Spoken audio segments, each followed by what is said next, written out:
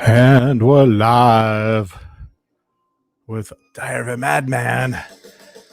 We're going to do a little pre-show here, guys, right before we get the ball rolling on the new Wargamer Talk.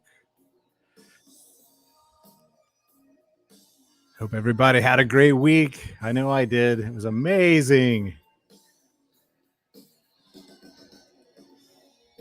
Everybody hearing that?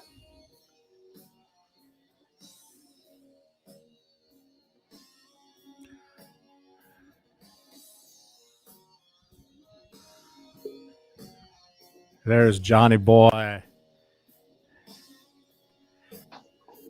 There he is. What's up, man?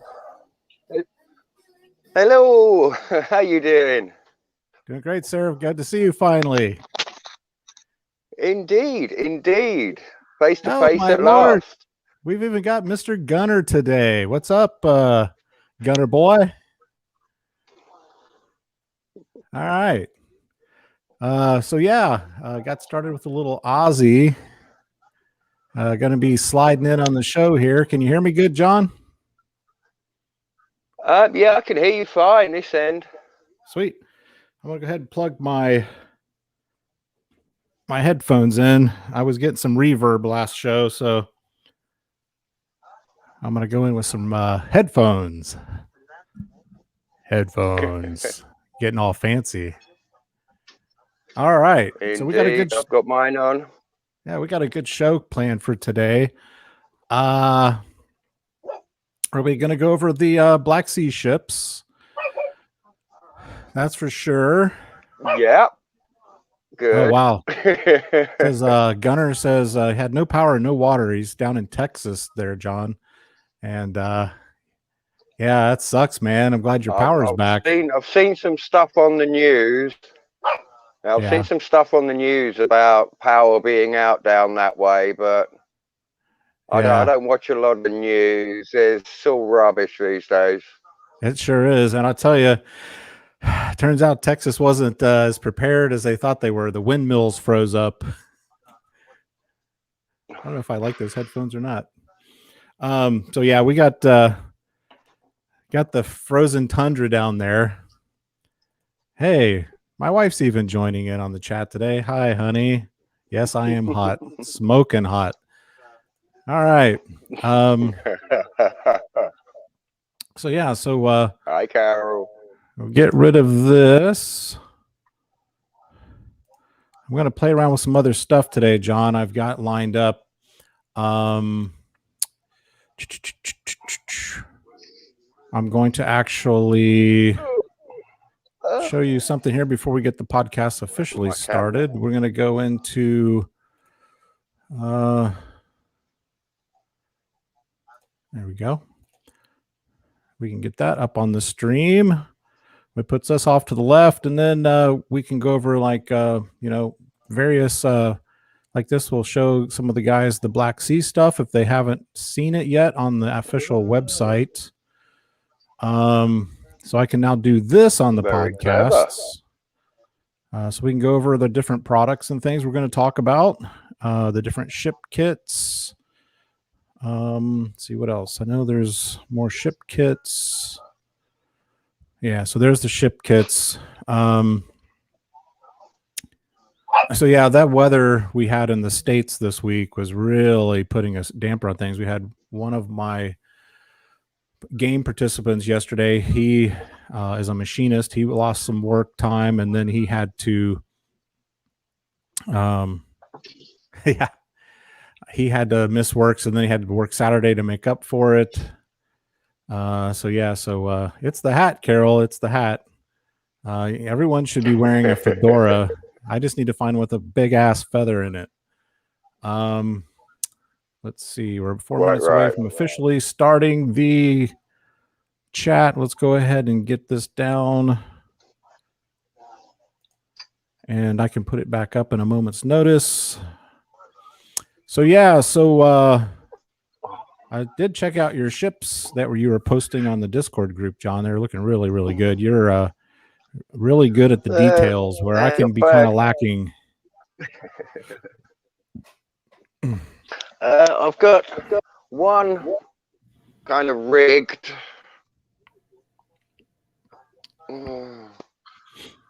Yeah, your Spanish one I saw. Yep. Get to try one, get it all the way through. Pretty lights on the back. Nice. Just to try. I wanted to try out the rigging, see how difficult it was, see whether or not to go the whole hog or cheat and use your cheat rigging version. But I found after the first one, you know, the start of it, I was cursing and, you know, searching the video, right, how did he do it? But by the end, I learned, you know, how to position the string in the right way and getting everything easily enough, thinking, okay, maybe I can do this without an extra pair of arms. Yes. It all comes down to that super glue. My biggest you need a good super glue, and you need to know when to apply it. Right. But I followed the rigging in the book very closely, and of course I was rigging a 3rd rate rather than a 5th rate, which it shows you. But some of the positionings I couldn't get to work. I've actually had to cut one of the sails because it put a rigging line under the yard arm, and of course the sail was supposed to attach to it. Right. Yeah, a trick is keeping it above the yard arm, and then my last 3 ships that I've built, I started doing that more diagonal line instead of going straight across like my first 6 ships. So that was a change that I made, and I was telling someone the other day, by the time you get to your 9th ship, you're a pro. Yeah, I think I had it down like I haven't got anything else. I think I had it down like anything else minutes by the time I got to my last ship. So, so let's go ahead and officially get the show started. Good. We've got we only have a handful of guys in the studio, but I know that we've got more on the way. Some of the guys couldn't make it until about 3:30, which is fine. We got Big Dogs in the house. We got Gunner is in the house, and yeah, Gunner, get on over to my Discord group. After today's video and the last few videos, I have a link to my Discord group, and we'll get you over there. You'll like it a lot better than Facebook. You'll find a lot of guys are over there, and that's kind of where I'll start off. Let's put that up. I want to show everyone who isn't on Discord, because this will replay when we're done with the chat today, guys. This will be on YouTube in perpetuity. And you know, people can watch this down the line. If they're not on yet, they can watch it later. So let's get over here. Let's do another pop up with our Discord. Now, this is what you're going to see, Gunner in particular, and anyone else that watches this video later. Just get on one of my links. The last 10 videos on YouTube will have the link. All you have to do is click to the link, get on in there. It's a private. Oh, we got Big Dave coming in. We get Big Dave on the stream. Hey, Big Dave. Hi, Alan. Hi, John. We're just plugging the Discord group here. We've got some people that probably haven't experienced Discord, and I think some people, there's like a fear. Oh, how it seems complicated or whatever it is. It's pretty straightforward. And you guys can see here by me scrolling down that it's a lot like Facebook. It's very, very much the same beast. Yeah. And it's an individual server, so we can't. It is very much the same thing. Yeah. So it's exactly your page is your page. You control it. Right. And I noticed Paul from Australia. I'll probably do something like he does, where he has different rooms. He'll have one for World War II, one for ships, one for ACW.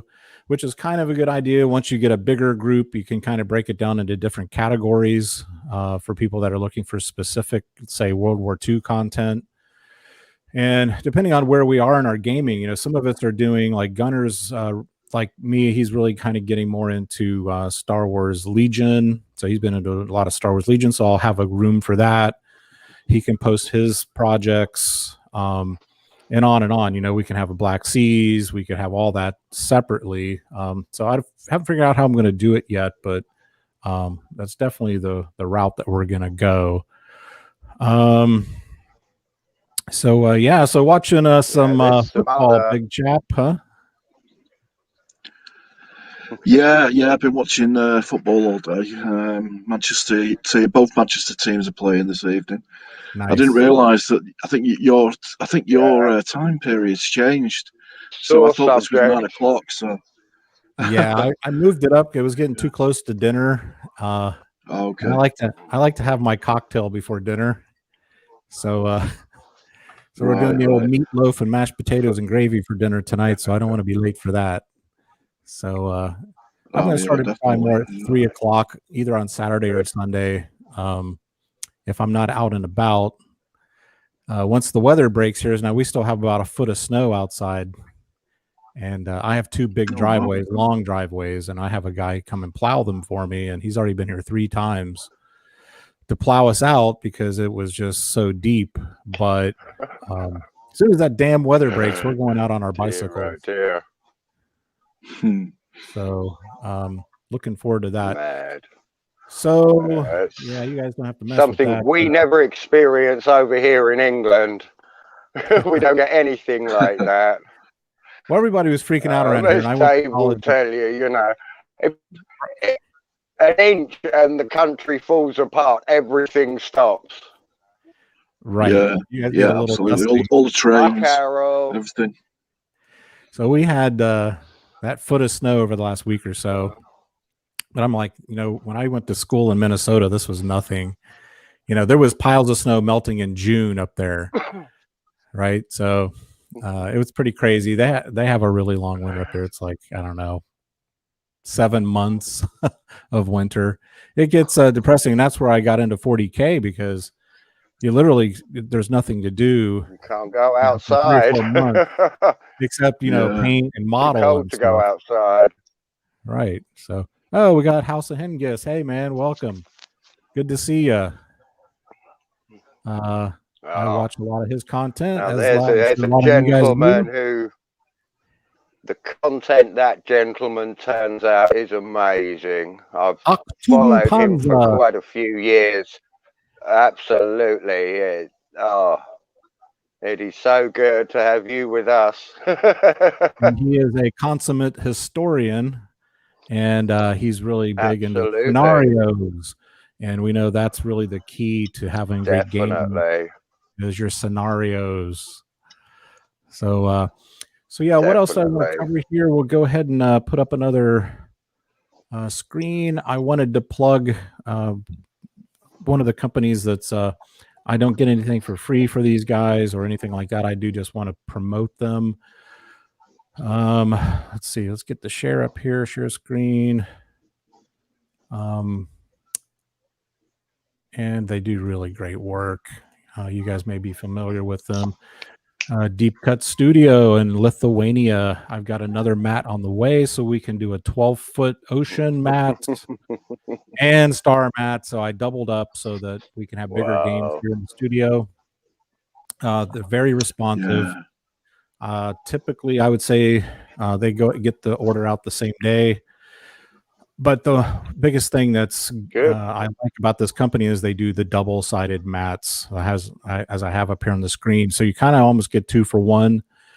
And it's a little bit more, and the shipping from Lithuania to the U.S. is only $15 by FedEx.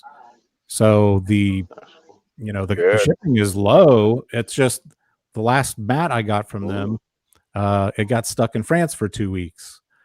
And the dreaded customs. Hey, Simon, what's up? He's one of my favorite guys in the group, the Wizard. I love that name. He's Wizard. He's doing us some good stuff up there. He's very talented. So, so yeah, I wanted to talk, and this is what my opening is going to be, is that it's not Wargamer Talk today. It's Wargamer Artists, because that's what we are. We're artists. When we're taking paintbrushes to miniatures or terrain, we are conducting art as far as I see it. And the thing that's come to mind, and I've talked with one of the gamers in my group, his name is Paul. If Paul, you're watching this video later or you come up later, how are you doing? And we're talking about working on, and I mentioned this on my channel before, working on my evaluation of what the value of my collection is. Because if I croak tomorrow, my wife has no clue what my stuff is worth, and it'll end up in a garage sale probably. So that's the real topic. Since we're creating art, and we really are, if you learn to really work the miniatures when you're assembling them, and you're taking the extra time to really put in the details and make the miniatures look as best as you can, we all get better and better each project. But the overriding thought is, now we have an asset. So John and I are working on our ships for Black Seas, but when we get done with those ships, hey, that has value. And anyone that's sold anything on eBay knows that you can typically get back more than what you had in the project if you're smart. And so that's kind of one of the topics I wanted to cover today, is how do we figure out the value of our miniatures after we're done with the project. So I wanted to get some input from all of you guys on how maybe you do it. I tried to look up some articles online. There's not a whole lot out there. So I did want to get everyone's input today on, have you sold things? How did you go about valuing your projects? Did you compare them with others on eBay? Anybody want to chip in on this? Well, I've never sold anything on gaming eBay, stuff. I've never sold anything, through any of these auction sites. The only thing I ever sold was I was into magic when it first started. So a few years ago, I sold my magic collection, but that was to a specialist shop who, I knew that I could trust and who I was dealing with, and made just under £2,000. Oh, great. Which wasn't bad on a few £100 that I'd laid out years and years before. Right. And this is the thing. I mean, I just was watching, one of my friends has a YouTube channel, John, earlier, and he had sold some of his older armies. And that's the thing, is that, he sold them on eBay. They sold really quickly. He said they were Kings of War armies. And kind of my thought on this as I was working on this the other day was, when I did my ships, I tried to keep track of the time. So if I was working on a brig or I worked on a frigate, I figured I was spending about 3 total hours with rigging, painting, everything. By the time I finished the base, about 3 hours per brig, and I was about 5 hours per frigate. So the next time I do a project, I've got my 40K, my new 40K Indomitus kit I busted in on today. And what I'm doing is I'm just using my phone to keep track of the time. So I'm doing a start and stop. If I take a break, if I just watch a bit of a TV show, I just rest my eyes or whatever, I'll stop the clock. And then when I come back to painting or building, I'll start the clock. So I thought that would be a good basis, at least, is like for my business, we try to calculate our time. And then you have to decide, well, what is my time worth, right? $15 an hour, $20 an hour. And then you try to figure out the material costs, like we talked last time, Dave, about the cost of doing a print on the 3D printer. So that's just a matter of, you're going to have an estimation, right? You're going to come within a certain amount. Maybe what I do with my business when I quote for work, I'll tend to quote on the higher side, so it gives me some cushion, you know, so I don't end up cheating myself on the time. So you have leeway. You're not going to lose money. Right. So I figured, well, let's say $20 an hour. So a frigate, and include in my paint, that's going to be a relatively minimal expense. And this may, if any of you guys, I know that Gunner does some commission work, and you might want to chime in on this, Gunner. I know guys have $5 a figure, $6 a figure. So I think it really probably comes down to the artist. You know, how much is our time worth? If you're happy with $20 an hour, well, then I would, for a frigate, I'd have to sell that on eBay for $100. And you think, well, who's going to pay $100 for a frigate? A little ship. But now this is the thing I try to tell young guys that have come to me. I've been in the business I'm in now for 30 years, and they'll come to me for tips. I'm dealing with a guy right now who mows my lawn. He wants to get into the chemical side of things, and he also plows my driveways. But I told him that you know, what my price range was for what I do, and he said, "Wow, that seems really high." And I said, "Look, man, it's all what the market will bear. That's what it comes down to. If I throw 3 frigates up there for $300 on eBay, and they sit for a month and a half, well, the market is not bearing that cost." So over the years, what you try to find as a businessman is you learn where that area is. If I'm going after a more wealthy, affluent customer, they're wanting to pay more for the service, just like someone may want to pay more for a miniature because they think the miniatures are made well and painted well.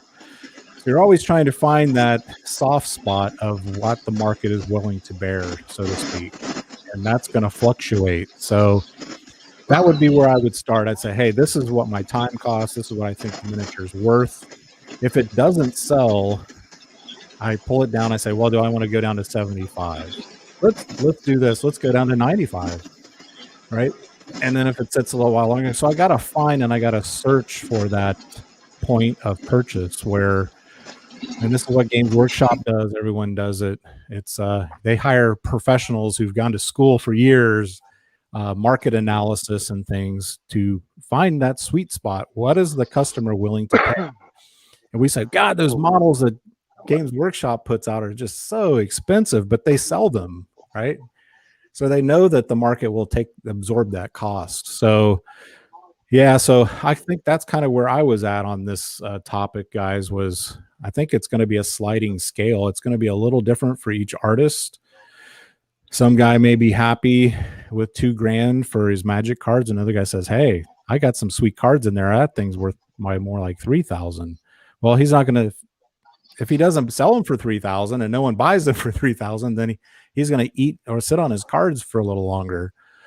So, and you'll find that's what's happening today with the economies is, you know, we're seeing prices go up and people either are going to pay it or they're not. You just going to pay $2 for a loaf of bread or you're not going to have bread. So, what are your guys' thoughts on this? Supply and demand, unfortunately. Correct. Supply and demand. Correct. If a game is popular, suddenly you'll find that if you're good, you can make a lot of money. But you'll also find that other people will jump on the bandwagon and suddenly the market's flooded and nobody will pay the high price for a quality figure when they can get something almost as good, considerably cheaper, and then they can finish it off themselves. Right. I've done that with various things. You know, I've bought an awful lot of Second World War, secondhand Flames of War stuff, and thought, you know, some of those, yeah, I can just finish that off. I can do some more highlighting. I can pick it out. I can give it a wash. Some of them, it's straight in the bath and get stripped off and start again. But a lot of stuff can be resurrected or brought back to a good condition. If not perfect, then a good tabletop standard. Right. And like you said initially, it's supply and demand. Now I know that with Warlord Games, they'll come out with the kits like they just came out with the new ACWs, right? some guys thought, well, the pricing's too high. Some guys thought it's, hey, this is amazing because we get so much in the box if you like little tiny figures. But I think what a lot of the times these companies find, like Warlord, is initially they get their initial price, but I don't remember it. They really lower the price unless they do, like, sometimes they'll do a sale when the sales start to fall off. Yeah. And they have some stock left they want to kind of clean out. They'll run a sale, and then you notice they'll tend to phase out some of these lines over time. They won't really offer them anymore because the demand just dies out, like you're seeing with Hordes. Game Hordes, I guess it's kind of really died off. We had Dropship Commander was very popular there for a while out of the UK. He does amazing work. Two of them, Drop Zone and Drop Fleet. It's like they have this sister scales, as it were. Right. And it seems like even the scales, not just the pricing of kits, but the scales ebb and flow. I'm starting to notice, like, 1 minute it's 28 mil, the next minute everyone wants 10 mil, then it's 20 mil. That seems to shift. And so now we're seeing, like with ACW for Warlord, they're doing that proprietary scales now, where if you get into, say, Hail Caesar, they may have, if they were going back in time, Hail Caesar, they could have had a proprietary scale like 30 mil or 20 mil, and kind of bump it to maybe 22. So it's kind of like their own proprietary scale. So you can't really mix and match units from other manufacturers because they would look odd. So I think that's kind of what we're starting to see evolve. Everyone wants that, like Star Wars Legion, man. They've got that. What is it? It's like a 42 mil scale or something. Heroic scale, and it's very unique. So you can't use your Imperial. Yeah, it stops you using your Imperial Assault figures for it. I had Imperial Assault, and when the Legion was a different scale, I just went, no, I am not buying all those figures again. But Games Workshop did exactly the same thing when they've released their new Adaptus Titanicus. They changed the scale of that so that the old epic 6 mil figures were no longer usable because it became 8 mil. So all your old stuff would be dwarfed. Right. And I can understand basic marketing. Right. And they're just going to niche market where they want to pigeonhole you into Star Wars Legion. That's the game system you're going to have to, stick with if you want to play Star Wars. And you see it with the new Clone Wars. I got that starter set out here to do, but and I'm fine with that as long as they don't, like we did with Games Workshop, the ever changing sands, like they just did with this Indomitus with 9th edition. These figures really don't go with 7th and 8th edition figures. They're very much a little bit bigger. They're more dynamic poses. So that's, I think, where a lot of guys get ticked off is when I was invested into Games Workshop fantasy battles, and they literally just pulled the plug on the whole thing and went to Age of Sigmar. And I was like, screw it, I'm going to go do King's War. And now it seems like Kings of War is fizzling out. So it's a complicated man. In business, mine's more straightforward. If you want a nice looking lawn and you want to take care of your landscape, there's only pretty well one approach. And then the pricing will different, but you're going to pay more from a guy like me because I've been doing this for so long. I have more experience. So I tend to gravitate to the guy who's willing to pay more, but they also trust me more. So, and that trust is valuable. So they know there'll be no mistakes. These days, when you get someone with that experience, it's hard to find good help. It's like finding a good carpenter, a good plumber, a good tradesman of any kind, even good salesman or whatever the field. There's good ones and there's fly-by-nights, and the good ones have the staying power, and that's how these games are. I think they really have the staying power, but they have to keep reinventing themselves every 5-6 years. What comes to my mind is I just caught the other day, I've got my D&D, I think it's want to say 8th edition. I don't think that's right. The latest edition. And I just heard they're coming out with another edition. Current. Yep. Yeah, 5th, and they're talking about 6th edition in the next year or two. Yeah, and it was like, well, every 6 years they're going to totally change all the books on you, right? So it's like, well, this is just the nature of the beast, I guess. Now, here's the other alternative: is you just play the older version, right? You don't bite on the worm, and you just play. I still have the old Warhammer Fantasy rule books out there, and I still have my armies sitting in a display case. But I could still just keep playing that and say, screw it, I'm not playing the Age of Sigmar game. I have done. I have an Empire army for the old fantasy battle. I've still got the rules. Friends of mine have the rules. Right. When Age of Sigmar dropped, we looked at it and just went, nope, don't like the look of that. We've already got armies. So we stuck with that as our fantasy scale, sort of large scale battles. Simple as that. Right. And with the Domitus for 40K, the new stuff is very, I say dynamic poses. They're almost comic bookish, the types of, like Superman type poses and things. So I don't mind the aesthetic. And I've got a couple of guys in our group that still play 40K. So they were going to do some sort of an escalation league here coming up that I'm going to participate in. So I thought, well, for shits and giggles, I want to get back to my roots. So I'll try the new 40K stuff and see how I like it. And if I don't, I'll just throw it in a display case and just add to my collection. So, yeah, so Big Chap comments, Cowboys in the UK. Or it's an investment for the future. Again, paint them up, stick them in a case, keep them 10 years. Right. And nicely painted figures from that era could be worth a lot more. Correct. Just like my old 40K stuff. I had no idea what some of that stuff was worth. And so yeah, I'm going to segue into the next, how this kind of goes into valuation of your collection. I'm going to pull up another website I have queued here and get your input on this, John. I did a video on this several years ago. Where the hell is it? I'm just going to pull up the site for War Games Illustrated. They've been doing a series here, the last couple magazines. This is it would be the February edition on the Crusades. And several years ago, I pulled out, I have one of the old Games Workshop, one of the large cases. So it's like a double case.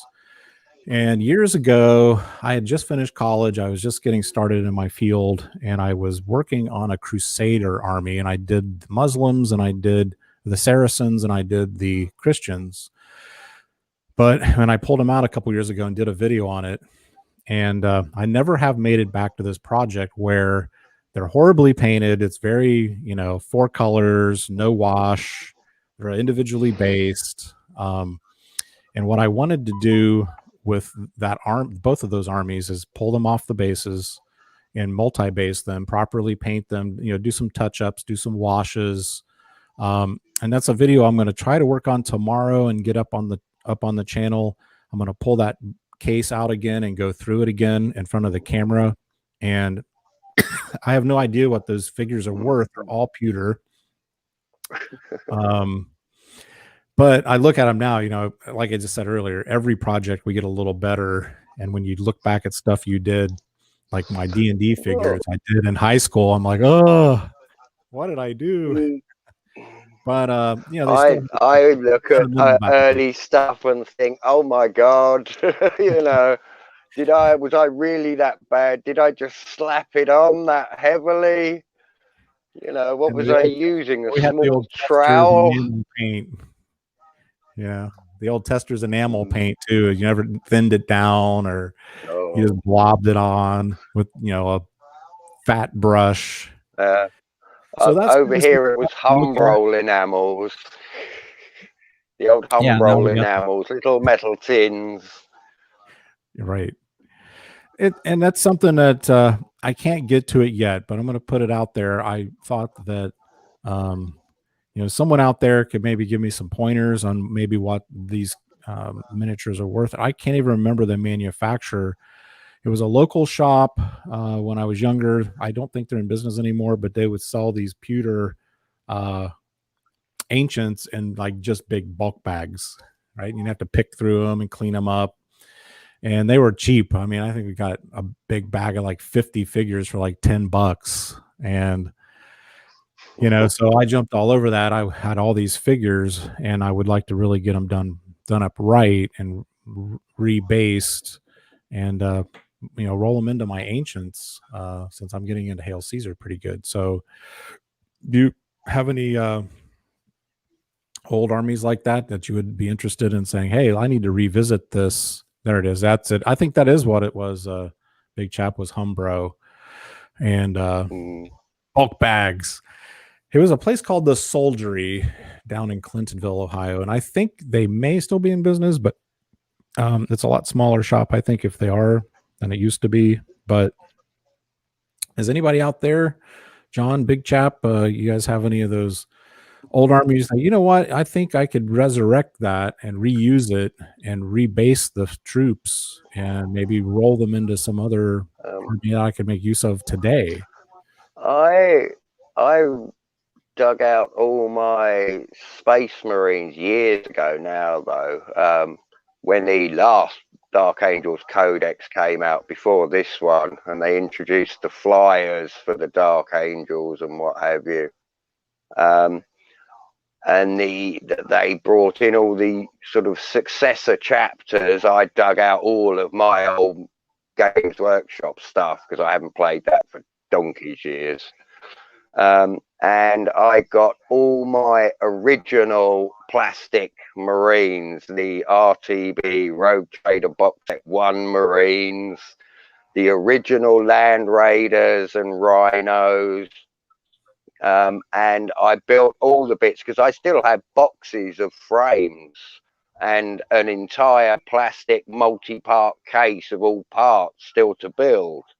So I went round and just chose one of the successor chapters, which says it uses the oldest and most venerable equipment, and actually built all these up to sort of, so that they would be an army. And if at some point I wanted to sell them, it would be a completely original sort of 80s Games Workshop Dark Angels army.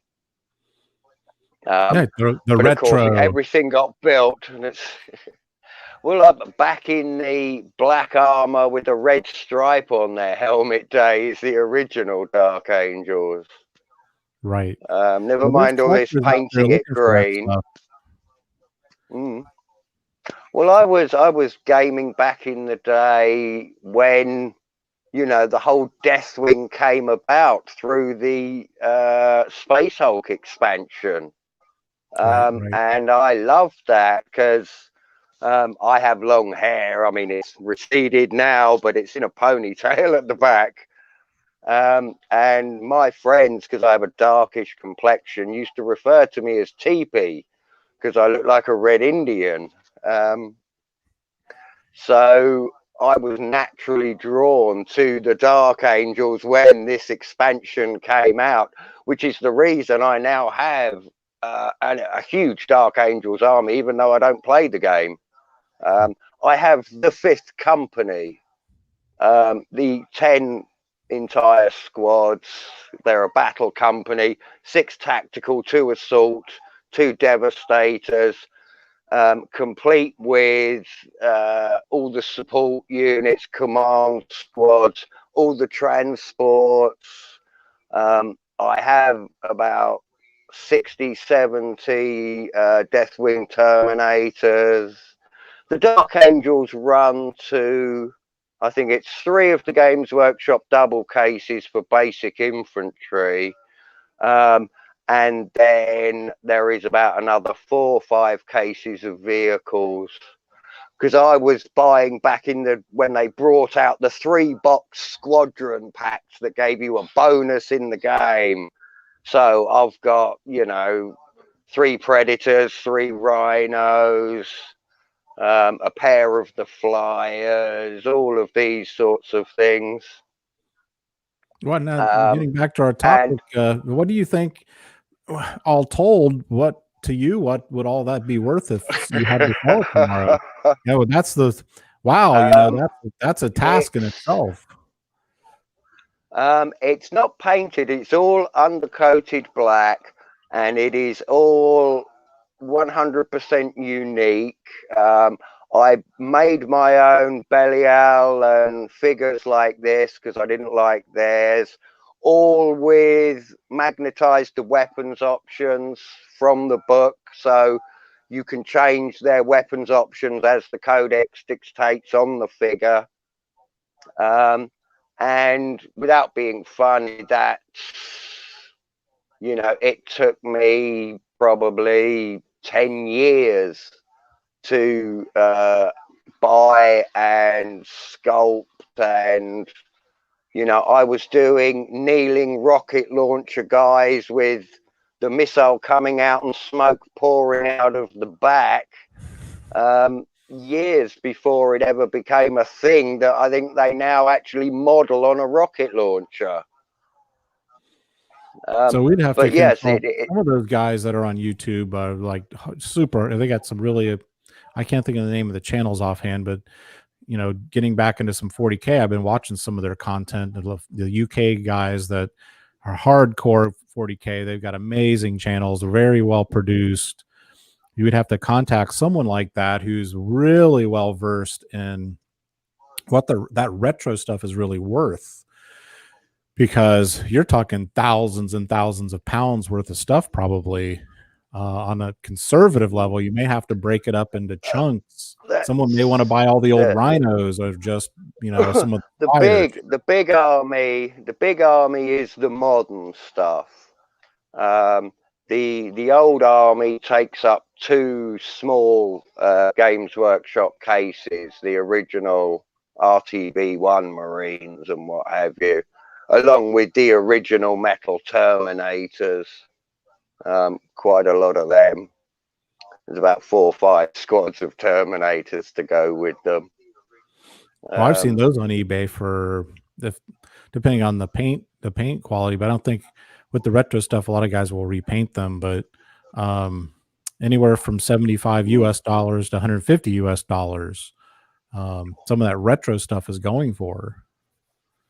So it's crazy. I mean, especially that rarer stuff, the old, I'm like you, I have that original kind of very boxy figure, and then they went to another version of the Terminator with the next iteration. And so that old stuff, that original 87, 88 stuff, it's really shooting up because with the popularity of the game, and now I guess it's becoming vogue to have retro armies to play. A lot of guys are playing the old, you know, version 1, Rogue Trader, version 2. And I picked up Rogue Trader a few months back at an auction. Yeah, at an auction. It was a charity for somewhere in UK, a heart charity. I ended up getting a good price on it. But as soon as I got the book, like you said, when we were on Facebook, immediately the pages started to separate because it had probably sat in someone's house for years and years, and then somebody probably passed away and it went in an estate sale. So as soon as I started opening it up and flipping through it, it started separating some. So I had to go in with some tape, with some book tape, and reinforce the pages so it didn't do that anymore. But you probably can't find them perfect. And if they are perfect, mine was near perfect. But as soon as I started flipping through it, it became unperfect. So, but it was nice to see again. Back a lot of memories from back then. Yeah, just, you know, when I was flipping and the through Compendium, it, I felt like a 20-year-old again. You know, it brought back so many memories. I have the Compendium, the White Dwarf articles that they released in a booklet as well. That had, you know, the breakdown of the original dreadnoughts and all these various bits in it, which was quite useful. Yeah. I have big so chap, much old junk. Right. Well, at least you've kept track of it. That's the important thing. And you've got it in cases. It's not just thrown in a box, rattling around somewhere. But big chap, he said, I have a ton of GW Uric pikemen who lost their pikes in a drinking accident. Imagine that. Sounds like a college party. I keep meaning to give them a metal pike replacements. Yep. So, yeah, so this is the kind of memories we can build as us older gamers. And I would say any of the younger guys that watch this video, this is the question, a turning point you're at. And so some guys, when they're talking value and resale of their kits and their collection, they will have what we Paul and I talked about, having seed money. So you say $500, and they'll build an army, they play with it for a year, they want to do something else, so they put this army on eBay, they sell it for $850, whatever they can get out of it. They get that seed money back, that $500, and they go and they buy another project. So I know a lot of guys are doing that, especially with the economy is. They'll take that seed money and just keep flipping it, building different armies. The downside to that is you're not building a collection. And some guys, I guess, they don't care. But I see it as, I think once you get to a point where you're more able to actually start building a collection, like the topic of today's podcast is really assets. Now you've got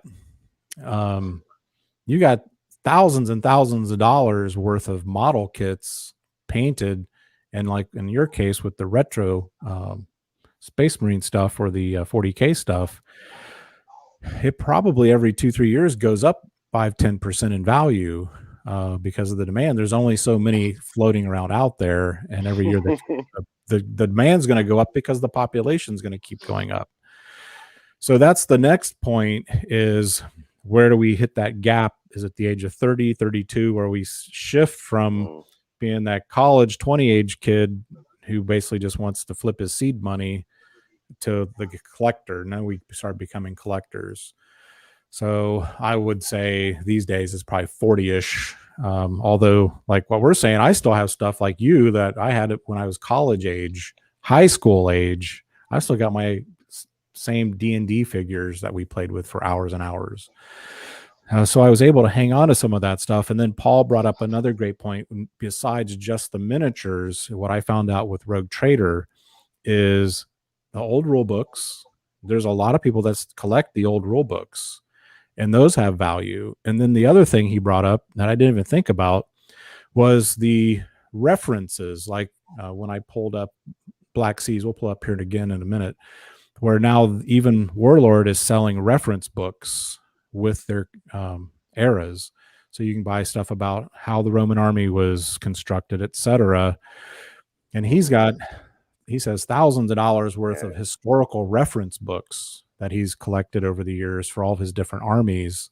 And I thought I wouldn't even think of that, including in not just the value of the kits that we collect, but the materials we have, like you said, the old White Dwarf stuff. I mean, that's become so rare. You can't even imagine. There was people out there paying $1,000, $2,000 for these Rogue Trader books if they're in very good condition. And I was like, what? So it's hard to believe, but hey, it's what we talked about earlier with supply and demand. If some guy's a successful programmer, willing to pay it, right? Someone will rip you off if you're willing to pay it. Because you got a guy out here, I tell people I've got customers, they're spending just with me, let alone the rest of the maintenance of their property, $2,000-3,000 US dollars a season just for my services. And they say, oh, that's outrageous. And I'm like, yeah, but the guy who knows how much money he has, that's insignificant to them. So, and they want to take care of their property. That's one of their biggest investments. So, it's just like that with, let's say you're dealing with, hey, maybe, Elon Musk decides he likes, hey, I used to play 40K in the 80s, and I'm going to get back into that again. And I want to build a set of display cabinets in my new home, and I'm going to go get all the old stuff that I used to have. Well, he's got deep pockets, so he doesn't care if he calls up John and says, I heard you have Death Guard, and I really used to play that a lot in the 80s when I was a little guy. And he's willing to pay anything to get it all in one swoop. And that's the kind of person out there. They think, well, no one's going to pay $5,000 for all this, and someone may be willing to pay you 10, and you just sold it for 5. Right? So that's the hard part of finding what they'll pay. If someone will pay it, then for them it could be a bargain. You know, if it's just what they're looking for, then it's worth the money to them. And $5,000 to Elon Musk is like nothing. You know, it's like us spending $50. So drop in the ocean. So we got to consider all this stuff, guys, when we're starting to look more at our collections as assets that need to be evaluated, like any asset. This is my businessman. This is the German coming out of me. I have to, I have to keep track. I don't obsess about it too much, but I want to keep valuations, even like for my business and my home and things and other things, jewelry I've bought for my wife over the years. The insurance company wants to know these things, right? And I'm thinking the other day, is this something I want to start itemizing? If we were to have a fire, is this something I can itemize just like jewelry, or if I had like historic books or whatever it is? The insurance company needs that stuff itemized, and they'll send an agent here to actually see it, take pictures of it, right? That's what they do with jewelry. They'll have a underling come and with the digital camera, and they take pictures of everything.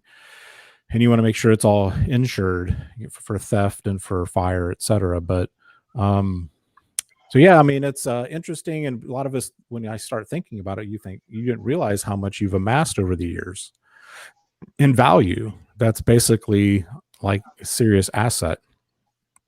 Now let's go to the next topic. I know John's and I are both wanting to really talk about. So I'm going to pull that website back up. And it's the Black Seas. We want to talk about that because I'm really impressed with this rule set. It's been out for a couple of years. But like, we can't play everything all at once. So this is where I've been able to stumble onto this finally. And that is, what a fun rule set this is. I've been doing a lot of play testing with the rules, making sure I learn the basics really well before I get into the advanced stuff. But I'm finding with the movement, with the wind gauge rules, and I'm going to do a little video on that this week planned, is I made little counters with numbers on them, 1 to 20, let's say. And I actually just used some old plastic bases, because I was finding, John, that when we roll for wind direction at the start of the turn, and this isn't really an I go, you go, because it just depends on which direction the wind is coming from. And then you mark your ships up that wind line based on where they are closest to the wind. So it ends up, a lot of times I have found, it really jumbles around the movement, because I went from one ship, because I found it was getting confusing, especially when we got those quarters to keep track of the movement order. So if I have each the weather gauge, who has the advantage of being upwind and therefore will act first. A whole element of strategy to use. Steering your boat downwind or upwind, depending on what your strategy is. And one of the games I toyed with, what if, because I had my pirates, I had my Brits, and I had my French. I had 3 ships of each. And I thought, what if it's a 3-way fight or even a 4-way fight, we have 4 factions on the board, especially my 12-foot board I'm going to have, and you got, 4 players. Maybe I want to hang downwind during the first half of the game and let them fight each other and get them weak. And then I can come in and finish people off. And I thought, well, that's a whole element of strategy just in the wind gauge. There is a valid tactic of, letting them almost overshoot you by turning into wind, letting them fly past you, because you can then turn and take their wind You know, I grew up, I went to boarding school in Devon in a coastal town. So I learned to sail when I was a boy. And, you know, we would, you know, take other people's wind, as we used to call it. Right. Just by cutting across someone, you can totally ruin what they're trying to do. Right. And of course, the wind gauge system they use in this very much replicates this, in that once you've taken their wind, you have the advantage of doing what you want to do before they can. Right. And that's why I had to, and I'm surprised they didn't have little chits with numbers on them so you can mark each ship so you don't lose track, especially when it starts getting tight. But the next aspect of that stratagem is the fact that if you got your sails set to battle sail and you're sailing a frigate, you've got to make those 2 5-inch moves. And you can turn at the end of the move, which is another interesting aspect to the movement phase. But there's no breaks. You know, if you're in battle sails, you're moving 10 inches your turn, right? And if someone's in your way, you're going to collide. And I found a lot of times when I did my first 2 games, John, is I was colliding with my own ships a lot. As I would just get too close, and I really wasn't thinking ahead on my moves, and I would end up taking, you know, 8-10 points per ship damage and a collision damage. So there's a lot to this game, and I feel like I'm just scratching the surface on the strategies. And I thought to myself the other day, this would probably be really good at the tournament level, because there is a lot of elements of strategy to this. What are your thoughts on that with the tournament scene? It probably could be. There is enough variation with upgrades and, you know, ships you can choose from, different classes, that, you know, it would provide a nice varied tournament scene. Although I have a horrible feeling it will just end up in, you know, lots of big ships. People cramming as many, you know, average level crews onto the biggest ships they can get, just knowing that if they can catch a couple of good broadsides, they can cripple the opponent. I'm not that experienced at it myself. I've played other naval war games, and sort of I'd already had a PDF of the rules before I got the game, so I was au fait with how it worked. But unfortunately, most of my ships are still in the just face coated stage. So I'm a way off actually getting them onto the table yet. Well, I'm excited with my 3rd and 1st rates that I have over here on my table. You know, studying the cards and thinking, well, they are slower. You know, the 1st rates are moving a 3, and the chevron is tighter, so it was less turning arc. But then we get into the issue with the tournament, if it were tournaments, is the list building. And, you know, setting the point value. And like you said, then you get different point values for different veteran crews, you know, regular crews. Are the 1st rates really useful? Well, that's what I'm interested to find out when I do some more play testing when they're finally complete, because I know the pirates back in the day, now they swore on those brigs because, and this is the other thing I was going to talk about too with you about this, is it was interesting to me when I was playing my playtest games. I would have thought they made the brigs a little faster compared to the frigates, being both 5-inch movement. I thought, why don't they make the brigs even just 6 inches? Because I know the tactic of the pirates and the privateers in that era was they could just pick at you and go at your stern, knock your rudder out, because they were more maneuverable and faster. And while they were trying to bring their guns to bear on you from a broadside, if you were a good sailor, you could not ever get to their broadside and just keep picking at them until you disable the ship. taking out the sails, taking out the rudder, where they'd have to surrender because they were basically ducks in a pond at that point. And that was a way they captured a lot of those Spanish galleon ships that were just full of gold and silver on the way back to the Queen. And those privateers would pick at them and disable the ships, and they'd just swoop in and, you know, take the whole thing. So yeah, that was something I was wondering. I'm like, well, they got these brigs, and that was the pirates' choice ship because they were so maneuverable and quick, and they didn't reflect that very well in the game, I didn't think.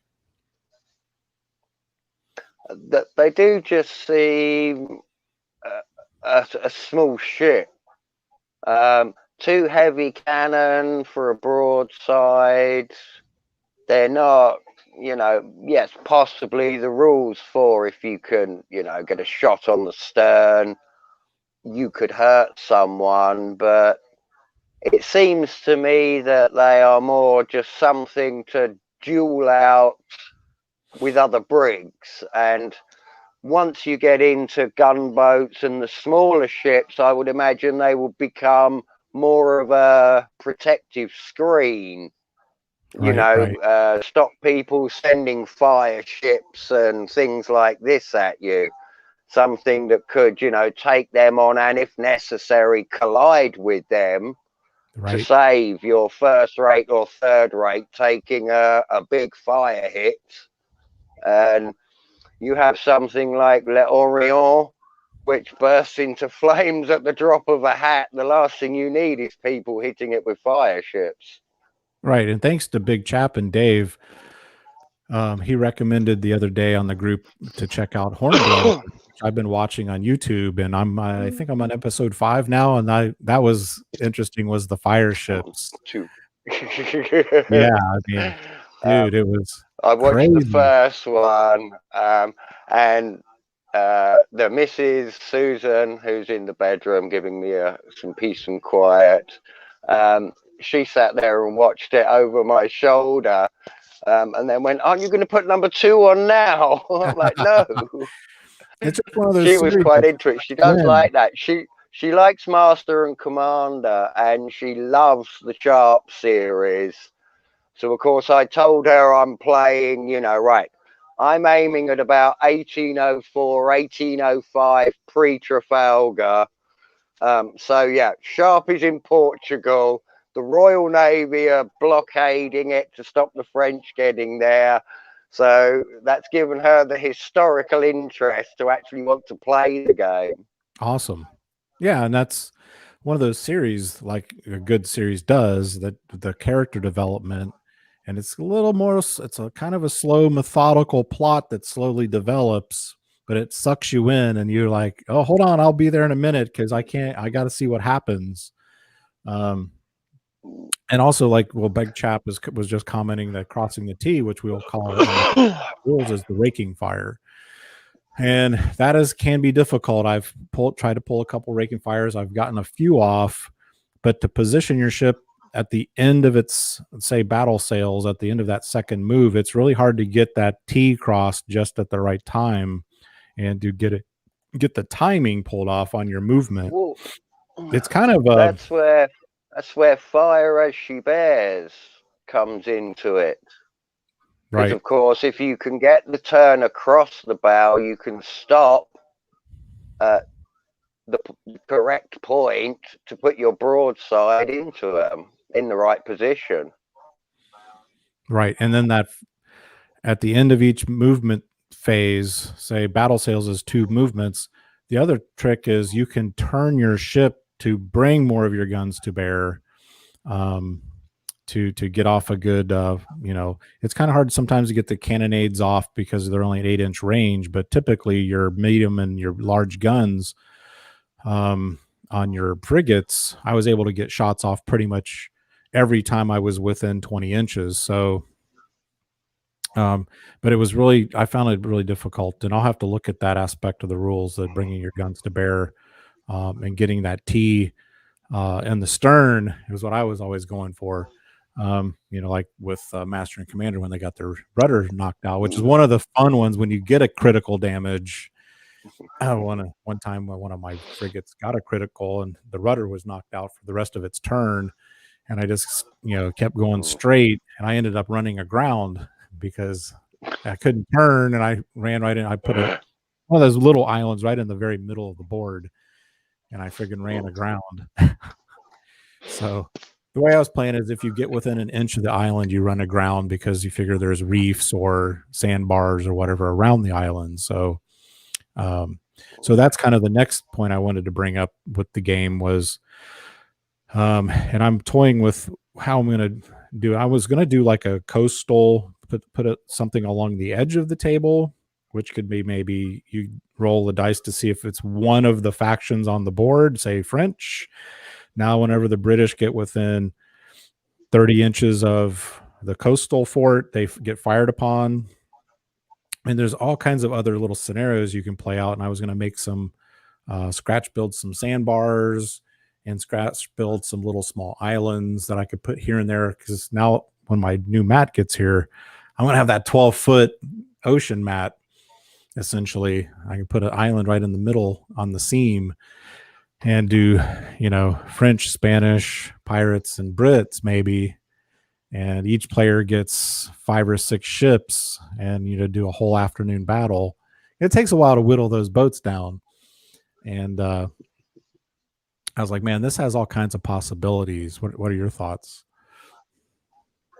Yeah, I mean, I made a couple of islands which I showed on the group, but they were for my Second World War naval battles, and they were meant for the 1/2400 scale.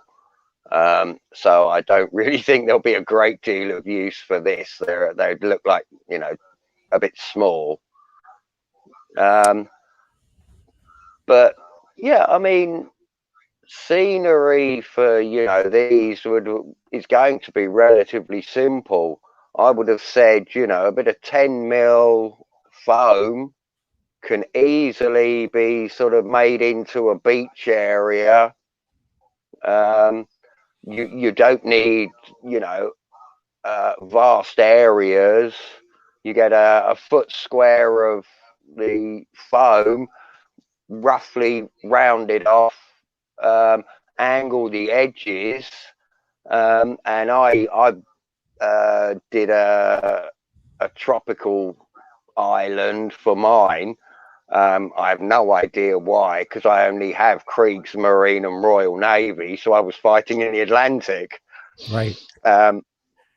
But I used for trees on that sort of clump foliage, the largest scale you get, to give the impression of a forest in the middle of this tropical island. For that scale, when your ships are only 2 inches long and that's a huge battleship, that's plenty. Right. For something like this, I mean, I hadn't planned on really making a vast amount of scenery. I might use the stuff I've got. But again, this is a game I wanted to keep relatively small. I let games get out of hand. So this was one I wanted to keep to a relatively small. My plans are only really possibly to pick up another box of third rates and maybe a first rate Spanish, just so I can change the emphasis of my dual fleet. Right. But you guys caught me. I don't want it too much. Well, you guys caught me. I think his name is Sammy, Sammy in the group, because I started, I get carried away. I'm like, I'm going to put a fort in the middle of this island. And then you start working out the scales. And then I realize, well, I've got a 6-foot mat here. I really need to go to the 12-foot. How big really can I put an island where it's literally just going to interrupt the game, the flow of the game? And that's when I came up with the idea, like, so like Big Chap is commenting here, are there any rules for coastal forts? I don't think there are any in the book, but this is where you can buy them I believe you can buy them for your force. Let me just, I have a book here. Yeah, thank you. Let me just. So that's where that's kind of where I sure it's gravitated under instead the. of doing an island, John, like you guys were pointing out. That's just going to end up being too big of an island. No one's Yeah. going to put a village and a fort on a little dinky island.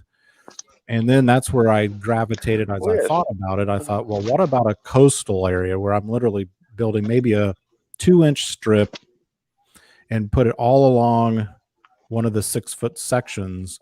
So it's basically like the tip of a very large, either part of a coastline, or you know what I'm saying. And then that way it would justify putting a fort up on a hill with cannons, and then a little village just for appearances. A fort.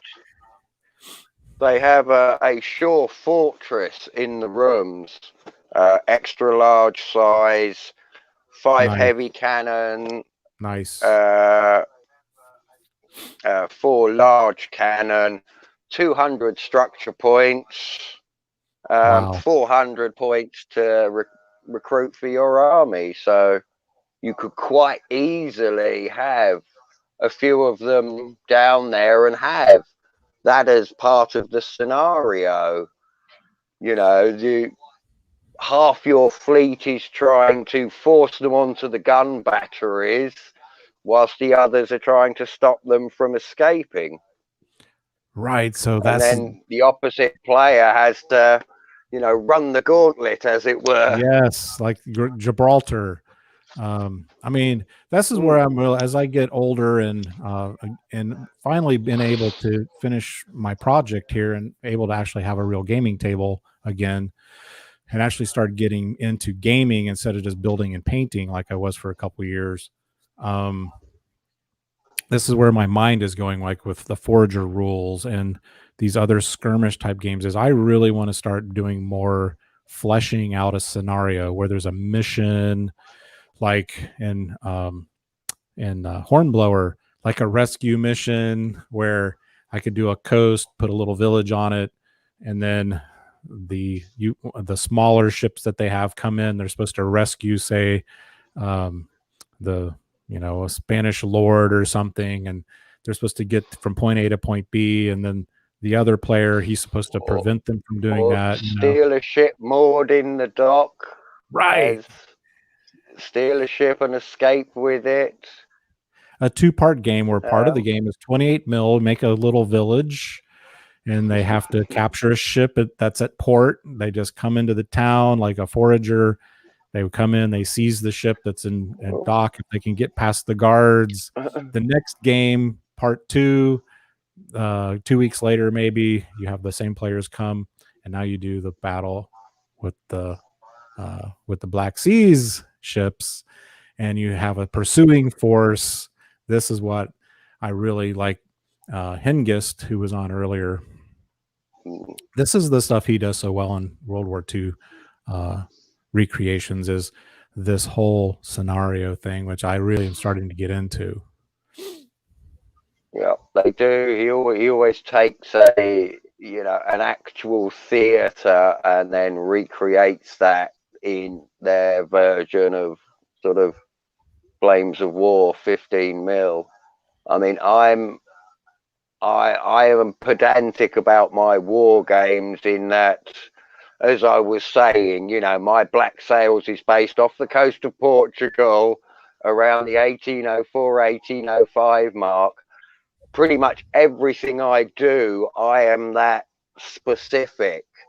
My bolt action games are the landing at Anzio and the breakout from that.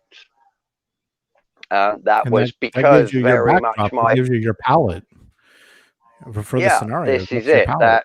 That allows me to then look into the historical accuracies of it and say, right, well, this American unit is going to be them. This German unit, oh look, the Hermann Goering division was going there. Excellent. I can then pick up a few paratroopers, Fallschirmjäger in the future, and they'll fit nicely with the Hermann Goering armored brigade fighting there as well. So of course that then allows me to take an idea for the game and then look at the historical fact, and then I can enhance the game, and if necessary buy in the right direction to keep the game historical, although we are within reason. I don't think the Americans ever had an easy 8 on the beaches at Anzio, but my guys have got one. Right, and then like you could do all kinds of like little mini missions where they land some special forces to do. You know, one of the games I always wanted to do was World War II related, was Kelly's Heroes type things where they go to try to, you know, do naughty things like steal the gold or capture a beautiful Warlord do it for you. Right. Warlord have the Kelly's Heroes box set, complete with Hollywood Tiger. Yes, I mean, you can have all kinds of little naughty scenarios where they're not being good little soldiers, and they're actually just being greedy and they want money so they can make it worth their while. That stuff really appeals to me and really gives more of a point instead of, hey, we're just going to get together and slug it out and see who kills the most dudes. It's more of a mission style gaming where it's got all that flavor, which you could really, like Hengist also does. You do these 3-4 part games that you, like in my case, in the winter, we've decided as the group, we're going to try to do two a month. So that way we could do more scenario games like that. And then as we get into the warmer months of the year, going back to doing the once a month group game. And then I know you guys in the UK are really big, not as big over here as doing the clubs. And you do these ongoing club games where you can do sweet ass scenarios like this, where you can drag it out over 4 games. Like you said, like big chat put up here, you know, you can do part of it in 28 mil and it's taking place on land. And then the next game you're out at sea. You can do it with so many different eras, like Pacific theater with the Japanese. You can do a naval battle. You know, some guys got 1/700 scale World War II naval ships, so he can bring one aspect of the game. Next guy, he's got his Japanese. I got my Marines. We could do a little scenario game where part of it's at sea, part of it's on land in 28 mil or 15 mil. And you start going into this stuff, even I don't care if it's 40K, Star Wars Legion, you can really drag this out to any era and do these kick-ass little scenario games that just really, you don't ever forget, right? Oh, indeed. So Simon has said, Wizard, hey, Wizard. Played some games with Hengist. He puts on some good games, and I've run naval games for him. Interesting. And a lot of people don't realize, if they don't follow him closely, is he's done archaeology and like real history shit, you know, so that's where his depth comes in. He researches his subject to the in finite detail, so he knows everything about it before he starts making a game out of it. Indiana Jones, he says, half of archaeology is spent in the library, right? Research, and that's where he gets that from. That's his field of study coming out in his hobby. So it's fascinating. And then again, like we've talked on the channel before, John, is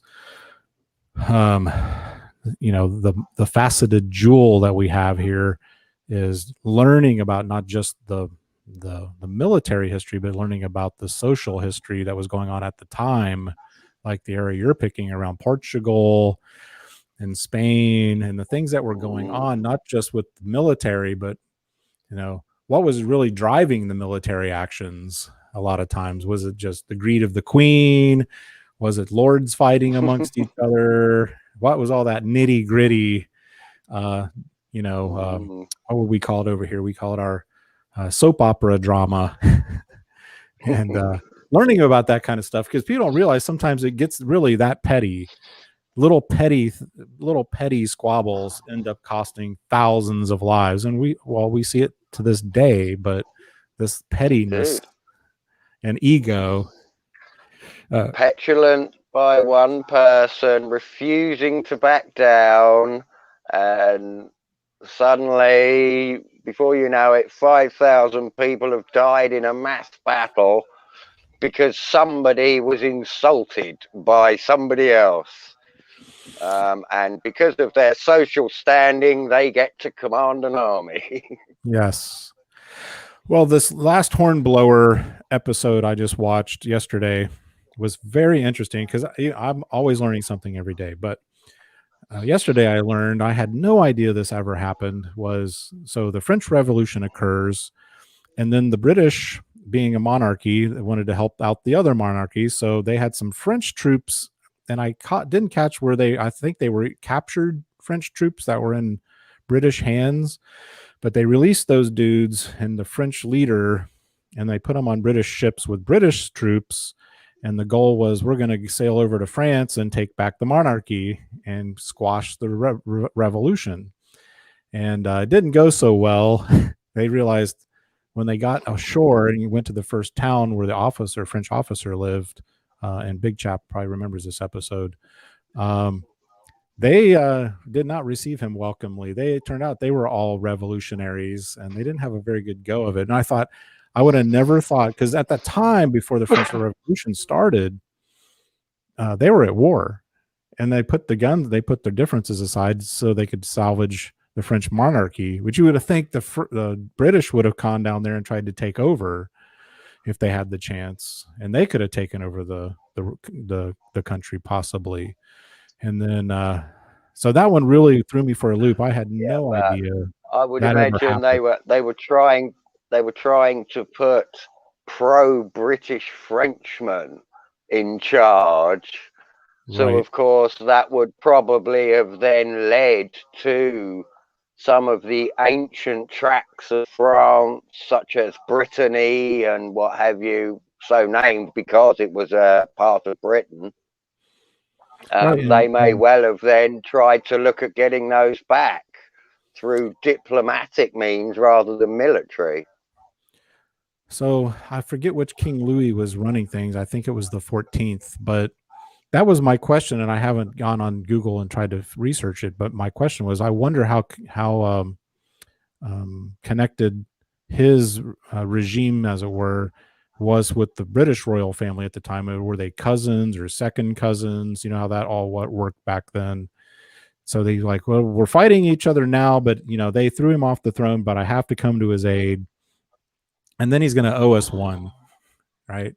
He's going to owe us one. So maybe they'll concede some lands back to us, kind of thing, like you said, or so interesting stuff, all this little nuances. And I thought, well, hell, that Hornblower episode would have make an amazing scenario game, right? You got the ships. They're there as the yeah, go ahead. The era of the sort of the Carronade era we're playing is also known as the era of Spanish consolidation, because they were basically losing most of their overseas colonies at the time. So of course they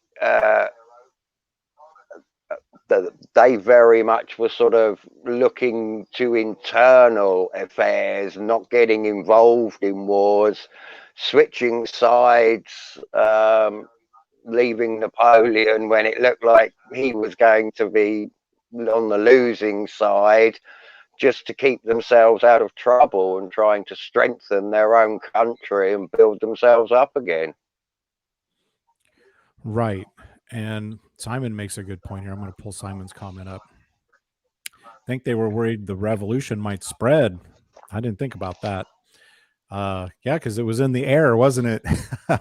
You had the American colonies right before this, and then we had France falling, and Queen Mother and even the Kaiser at the time probably thought, hey, we got to squash this now before it spreads. Which and and they find out that it's kind of hard to stop that steamroller once it starts to roll. Didn't work. And let them eat cake. Right. So ends up some of these modern politicians are not very good students of history, apparently, because the citizenry only can take so much, and then it ends up snapping back on them. So I don't know. We'll see where that breaking point is. It's going to be interesting, but it was, oh, here we go. Chap's got a good one.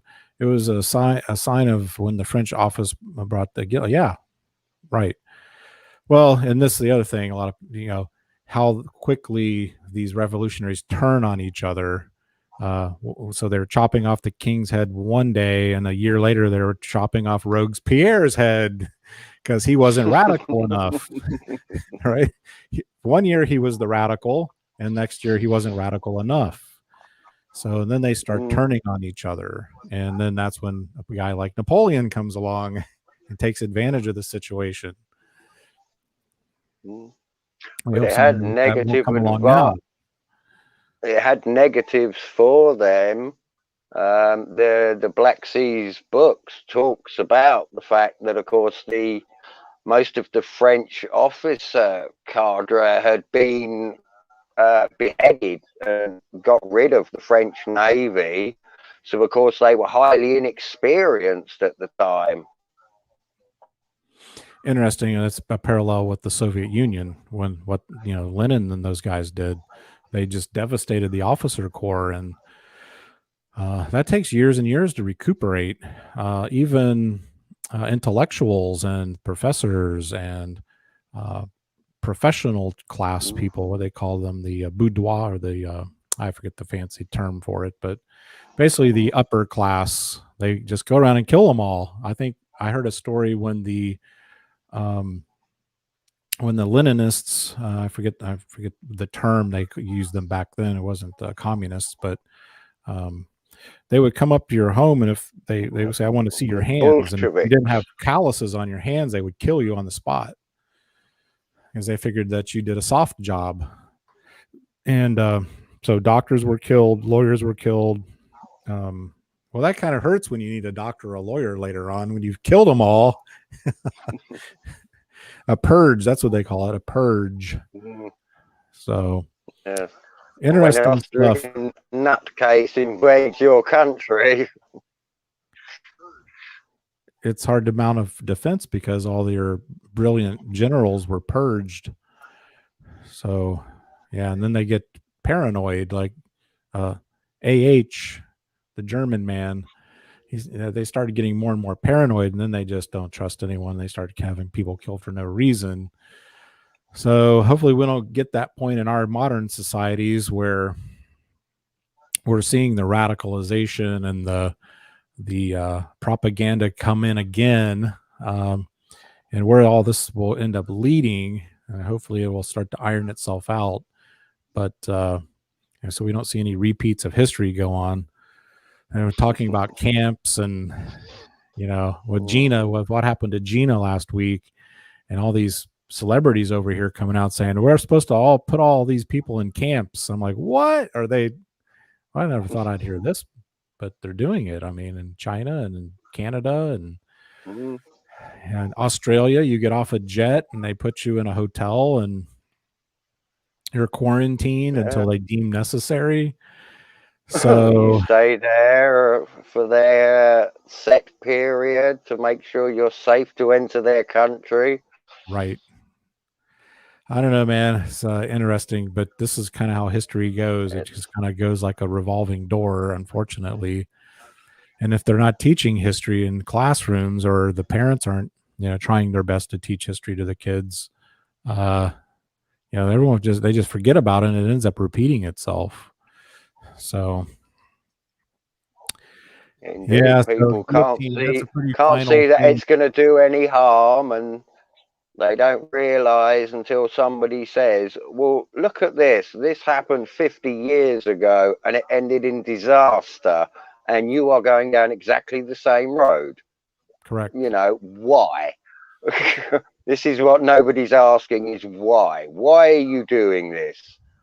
It's wrong. It's not going to work. Why? Right.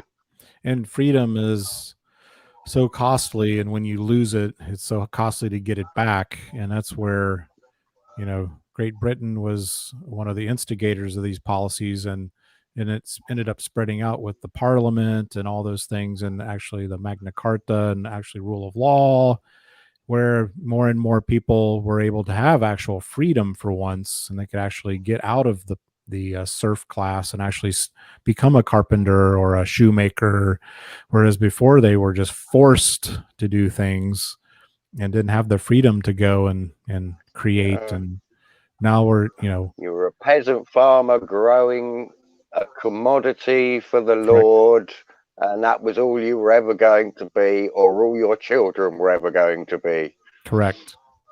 And finally freedom started to shine, and the people were able to go and, you know, explore, and that's when we had the expansion of trade and commerce that we all enjoy to this day. And now it's like it's kind of turned. So we have over here, so we call it crony capitalism over here. It's not real true capitalism, but so we see it with these big tech companies. But now I just heard the other day that I had heard a Chinese corporation was going to buy AMC theaters over here, but I think now Bezos, Amazon, is going to buy it. So I thought, well, maybe they won't let the cinemas go out of business because he's not going to spend hundreds of millions of dollars, billions of dollars buying up a movie chain if he's not going to allow movies to exist again. So I thought, well, that's kind of a good sign. That tells you that at some point they're going to let the movie cinemas open again because he's going to want that money. So that was kind of a little ray of sunshine, although what we're seeing is the consolidation of these industries. So yeah, so we'll see where this all goes. I don't Big know business is buying up all the small places that are going under as fast as they can, because they know that the pandemic will end one day. You know, natural immunity is going to end it. But of course, while they can, you know, grab as much property as they can, they're going to, because they have the resources behind them, the wealth to pay money for these companies and these properties. And of course, once a recovery starts, they'll be selling them off and making a fortune. Correct. The company my son works for, it's an equity firm. I don't know specifically, but I know there were some very historic buildings, large buildings, he told me, over in the UK that their firm had purchased, you know, for a song. And yeah, I mean, so that's the consolidation. They've got the resources, like you said, to come in, and they all just sit on these properties.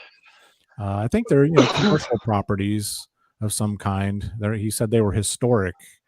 And so yeah, and then, you know, there are some historic factories and places like this.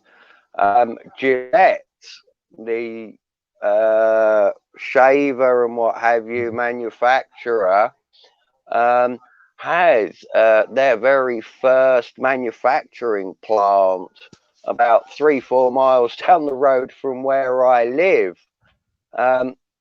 And the whole area has been developed into massive new complexes, except for their original building, which is still there. It is now unoccupied, but of course, nobody is allowed to take away from the feel of it. People are allowed to buy it, and they are allowed to refurb it, but the outside is not allowed to be touched. And a lot of the internal architecture is not allowed to be touched. So, of course, that makes it a far more expensive project to undertake than just buying an old building, knocking it down, and whacking up a prefabricated building in its space, and selling it for millions more than you paid. Right. And it becomes a bigger and better investment. These historic buildings, you would think. Now we got Steve Swan coming into the chat. What are you two discussing? Steve, I would say when we're done with today's podcast, this will repost onto YouTube. You can watch the chat in its entirety. But as many of our chats, the last few that we've actually had on podcast would be, we start talking about history and wargaming, and we end up comparing it to what is actually happening today and drawing parallels. Now, I know that may be taboo these days. We're not allowed to talk about the past because it may ruffle someone's little fragilities. However, I think it's important as wargamers, one of the other facets of our jewel is to draw comparisons and draw parallels, and so we can actually appreciate what we have and not take it for granted, like I think a lot of folks are these days. Those have gone before us have paved a beautiful path that we're now on. For most of us, it's not always perfect. Everyone has their ups and their downs, but compared to how people lived in 1300, I think we're doing probably pretty good. So, we have clean water to drink. We don't have to drink beer now, although I'd love to drink beer every day, but people drank wine and beer because the water was had cholera in it. Kill you. Yeah, the water would kill you. The water would kill you. So you had to drink alcohol because that was the safest thing to drink. And the average life expectancy was probably between 35 and 45 at best. As a woman, it would have probably been less. So we forget these things, I think. And wargaming can remind us of these things. The infant survival rate was probably about 1 in 4, 1 in 5 at the time. So it wasn't the best time to live. Living on gruel and waiting to die. Yes. And, as you said, you were boxed in. You really had no alternatives based on your birth. So we've come so far. We've made a lot of strides. And yes, there was a lot of awful things that have happened, over the last thousands of years. And I'm sure awful things will continue to happen to a degree. But I think if everyone would keep things in perspective and not be so quick to jump on the Nazi wound markers, right? So I still can't believe it. I'm like perplexed. I'm like, I don't understand this. Now there was another stupidity. Yes. So stupidity. The death of common sense. So this would be probably the final topic. It just popped into my head. I was toying with talking about this today, and I think we will. We have time left. We're going to pull the plug on the podcast by 5 p.m. Eastern Standard Time. But that is this rumor, and I talked with someone about it on the group the other day about the fear that as we move forward of the next several years, more and more of these gaming companies will start to cave to these fragilities over flags, the unit flags. And not just, say, the ones that come to mind, the Twisted Cross flag or the Confederate flag, but also units, let's say Irish Brigade, as an example. I don't think they did anything truly heinous, but, various units through history that were considered, like SS or the equivalent of, and they would not even produce unit flags for these units. Or now I heard, and I was researching a little bit of this. If I couldn't get it on today's podcast, I was going to talk about this on next week's podcast. And I did find where the Japanese flag is now considered offensive. The Rising Sun in Japan, someone in Japan's parliament is trying to propose a redesign of a national flag, because there's people that find even this, they've taken out the bars, the rays, and now it's just now it's just the sun, right? This was a representative of the sun king. And now I've heard there's a movement in Japan to totally redesign their national flag to something that's less offensive. And I thought, well, where does this stop? Where is this going to end? And then someone had mentioned, well, what if they start going after wargaming in general because it's about war? They don't want, when I was a kid, we played Cowboys and Indians. We had our little 6-shooters. I had my fake M1 Garand with my plastic army helmet, and we would play for hours and hours in the woods by our house. We'd play army men. We played with our little green army men, and no one ever said, no, you guys shouldn't be doing that because that's offensive. And I'm like, well, I don't know that it would ever go there, but if we just look back just 5 years ago, the things that have happened we thought would never happen and we would never see in our lifetimes, those of us that grew up in the 70s and 80s, it's happening. And I'm like, well, holy crap, could they really freaking pull the plug on Wargaming and they go after like Warlord Games and ban the product because it promotes warfare or something? I'm like, what do you guys think about that? I think that's probably a step further than they'd go. But I could see them being more restrictive on what you can take, so them removing things like the SS, and other organizations, the Vichy French, who the French still consider traitors. Mossad have supposedly done some very questionable things around the world. There's almost everybody has an organization that have done questionable things. The Royal Navy came up nice and friendly to the French Navy at the start of the Second World War and then opened fire on them without any warning, just because they were afraid that the Germans would get the battleships. So everybody has secrets. I mean, the British, please, our history is abusing every country we've ever discovered and taken over until the local populace have got fed up and kicked us out. Our history is strewn with atrocities and massacres. Right. And of course, a lot of British people don't want to admit to this, and it's all brushed under the carpet, and it becomes heroic films like Zulu and what have you, not taking into account that there were massacres done in these countries as well. Right. And then the other thing that popped into my head while you're talking was, and we touched on this last podcast, was how is it that, and I said this to this guy that was in the Facebook group I argued with over this, was how did the Soviets get a pass? Like, it's okay to have my Soviet flag on my battle foam bag, which I took a picture. I said, look, I have all these Flames of War bags I've collected.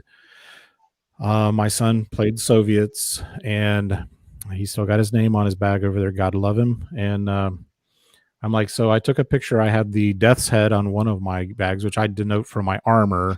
All my armor's in that bag.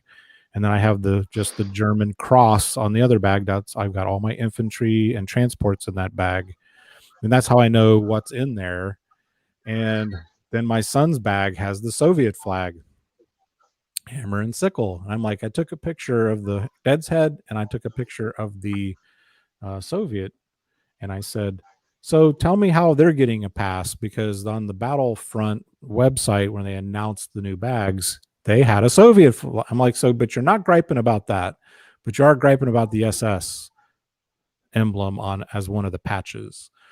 And he's like, well, you should have had, they should have had just the German cross. Well, they've got that too, but maybe I'm one of my favorite lists to play in either Battle Group or Flames of War is SS, because they were badasses and they have a lot of good rules that help give me an advantage.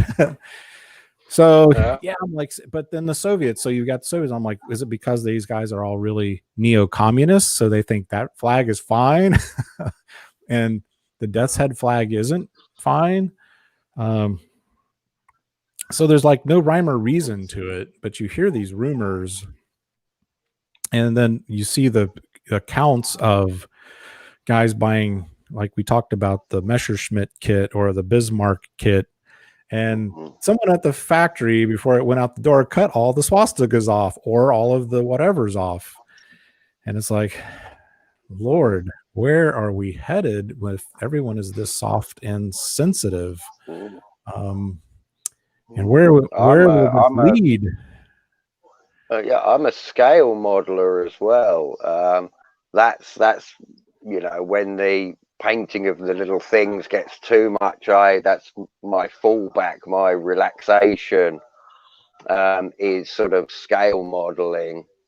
And of course, some of the YouTubers out there who, you know, generate build videos are basically boycotting German vehicles because, of course, they have to have the swastika on the tailplane and they can't get away with showing that. Right. So, of course, they're just going, well, I'm not going to spend all these hours building this fantastic model kit with all the detail I'm putting in and then leaving a painted symbol off of the tail because you don't like it. It offends your sensibilities, even though it's historically accurate. Correct. And like you said, where does it, what era will it stop at? And this is like a runaway freight train sometimes when these things get started. And sometimes the road to hell is paved with good intentions. I mean, they feel they're good intentioned people at heart. And they say, well, you know, we don't want the youth to know about this and they don't need to know about it. Well, maybe those are the things that they need to know about the most. So yeah, I mean, we'll protect them my from fear. I don't like to be fearful. Yeah, go ahead. Yeah, I was just saying, so many parents try to protect them from everything, their offspring. And of course, they don't learn anything and they come out as these self-entitled, believing children who assume that the world owes them a living. Correct. And they can't handle reality of life. No, not at all. Because we're going to all go in the valley, man. Anyone that's lived past the age of 30 has been in the valley a few times, and some of us more than others. And every valley I've walked through has made me stronger on the other side, typically. And that's just life. It makes you, at least me, as I've matured, I'm a completely different person than I was when I was 20. You know, the things that the valleys can teach you and make you appreciate the peaks. When you get up to a peak again, you appreciate it a lot more. Yeah. It's a lot more to savor. Now, they don't want to ever go through the valley. They want to build the bridge to the other peak, and you know, don't want to face that. Hey, there are bad people out here, folks. There are bad people out here, and without dealing with the bad times, you don't know your own self-worth. You don't know, you know, how strong you are inside, mentally and physically. You got to reach down deep sometimes. And then you can also become a help to someone else who's in a valley. Once you've learned the valleys, you can actually help them and give them encouragement. And if you don't encourage and you know, let these kids, we're encountering this with my daughter right now. She's a junior in college, and I said, look, we got to stand back some, and we got to kick baby bird out of the nest a little bit. She's, you know, contacted us the other day, a perfect example of dealing with a kid at this stage of life where she's been sheltered, she's been spoiled, she's always had her own room, always had her own everything, and she's hey, my audio went out on my laptop, Dad. And I'm like, there's a place on campus, I think they'll for free look at your. I'm like, why am I telling her this? You have to, I'm like, baby girl, you have to use your own resources and your own wherewithal to solve problems sometimes. I'm not there. I can't look at your laptop. You're 2 hours away. So this is how you learn to problem solve. And I said, once you get on Google, because that's what I would do, and find someplace either on campus or off campus that can help you with this problem. Well, she wanted dad to do it all, right? She wanted me to get on Google. She wanted me to call someone. And my wife said, just help her. She doesn't know what to do. And I was like, this is how she learns what to do. And then I said, every time you come across a problem, instead of calling me first, I'm here for you if there's no other resource. But I want you to start thinking about, and when you come into a problem, you try to solve it yourself. And if you can't solve it and you don't know what to do and you need some constructive advice, you can certainly call me. But I want you at first, the first step should be try to solve it yourself. Yeah. And this is the hard part between the girl and the boy. My son, I didn't hear a peep out of him unless he needed something, right? Dad, I need more money, right? With him, it was raising a girl and a boy have been such an eye-opener for me because it was always just my brother and I never had a sister. But girls are definitely more difficult, I would say, because the boys tend to be, well, my boy was much more resilient. And like I said, I never heard a peep out of him unless he wanted something. And then I would call him every couple of weeks. Are you still alive? But the daughter, it's every little thing, What should I do? And I'm like, hey, this is life, man. You have to freaking figure some stuff out on your own. And then that's how you learn, right?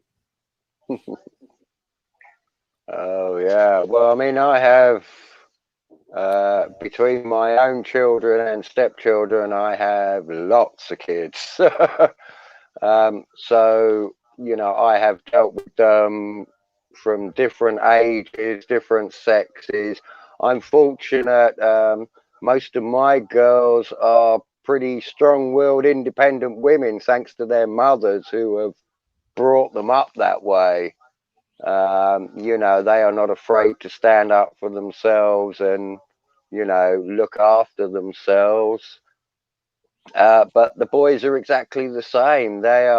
We are the last resort. Quite often for technical help. I can't figure out how to make this work, or how do I go about buying this, or what have you. Dad's good for technical support. But of course, being as, I am disabled, so, I mean, I walk with crutches. Financially, my last divorce cleared me out of any money I had. I lost all that in the house, which she kept most of the money for. So of course we don't have, a great deal of financial help we can provide to them. We do when we can and what have you. But primarily all we can provide is support and information, experience. And those are the good which calls they are quite happy to take. They're quite happy to take that because, our kids, our eldest is in his 30s. The youngest is 16, 17 in a couple of months. So most of them are out there fending for themselves in the big bad world. One of our sons has just had our first granddaughter. Nice. Which has been nice, interesting, a different baby. It's much nicer when it's not your own and you're not up all night with them. Right. You'll know this. You've been through that. And Carol turns around and says, "It's your turn." Right. And it really is, yin and yang. I mean, she's soft and I'm hard, but it's nice to have that combination because there's times they need soft and then there's times they need hard. And she's like, "You're too hard." I'm like, "Hey, I've been through this school. I've got 3 PhDs in the School of Hard Knocks. So I try to make them tough. I want to teach them to be tough and resilient. Like you said, that's the great trait to see in your kids. And then finally, my son being 24 now, I can't believe, but I'm starting to see that the light at the end of the tunnel where he actually asks me for advice and says, "Hey Dad, what do you think about this?" And I'm like, "Oh, this is nice." And I can say, I can only share with you my experiences. I can't have all of the answers for you, but this is my take on how I dealt with situations or whatever, for what it's worth. But yeah, so that touches on the issue that we're dealing with these days throughout the world, Western world in particular, is you know, the softness, the fragility, the offended at every little thing. Did you see how he looked at me? And I'm like, well, I didn't even mean to give him a dirty look. The powder puff generation, slightest thing up in arms. Oh my God, it's the end of the world. What are we going to do? No, it's not. Donald Trump is president. I have no idea. Even with Biden in there over here, I'm like, what am I going to do about it? I'm not going to cry about it. I'm not going to sit around and think about it every day. I'm just going to go on my way and do my things. I just try to ignore that shit. Once I hit like 45, 50, man, I'm just like, this all stuff is all just a bunch of bullshit anyway. So I just try to focus on what I have control over. There's a saying we have over here in England. The last man to enter Parliament with honest intentions was Guy Fawkes, and he tried to blow it up. Politicians lie through their teeth. I mean, I've been watching the whole Trump presidency and how everybody thought he was the world's worst president, and it's like, well, no, he's no better or no worse than anyone else. You know, they all come in making promises that they will do everything for you, and they get a bit richer, they do a little bit for the country, and then they bugger off. Correct. Same over here. British MPs make an absolute fortune. They have just voted themselves a huge pay rise and turned the NHS workers down who are getting the country through COVID down for their pay rise. They won't give them a pay rise, but they've given themselves one. And all they're doing is staying at home, not talking to each other. Right. And they did the same thing over here. So it's, it's the theater. So I try to teach my kids, hey, let's focus on what we have control over. It's like AA, let's focus on what we have control over and just try to ignore the rest as much as possible. So that's where we hope that, like we're talking about, this stuff doesn't creep into our hobby over time. And see, the big thing over here, like with pertaining to war, is guns. I mean, we're a big freedom to play the game as we want to, with the imagery we want to, without anybody telling us that this is bad. We are reenacting history, rolling dice to determine the chance. It's nothing. We're not planning world domination. We're not trying to promote any evil culture or society or political group. We are playing a game. That is what we are doing, playing a game. The imagery and what have you is just because we like to be accurate in the game we play. Correct. And why people find it so difficult to understand that is beyond me. They can mind their business and we'll mind our business. I'm not a big sports person. I'll go see sports and I'll watch sports and enjoy it. And I don't say, hey, you shouldn't be playing football because it's rough and tumble and someone's going to get hurt. And it's like old gladiator sport. I just say, whatever, man. It's not my cup of tea, but hey, if that's how you want to spend your time and your efforts, hey, go for it, man. It should be live and let live until you. Well, this is the problem with the markers that I got banned for is I don't tell anyone, I don't report anyone else on their beliefs. I don't really care, but they'll encroach on what my freedoms are. That's when we have a problem, because my freedom is to, hey, when I'm playing battle group and I'm looking across the table and I've got damaged troops, I want to see that red marker, because then I know that's a German unit. Because sometimes based on the camouflage that I put on my troops, I can't always tell who's who sometimes until I really look.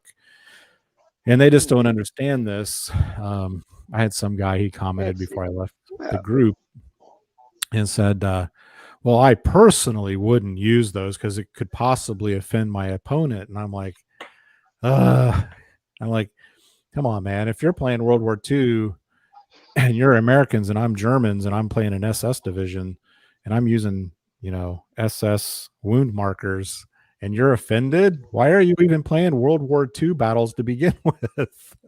Right? This is what World War II was. Idiot. Stupid. So it's just stupid. It is a symbol that was on lapels and on hats. Yes, the people wearing them weren't the nicest people, but they were a unit in a game we play. So as a marker for that unit, it should be perfectly acceptable. How dare you play Waffen SS?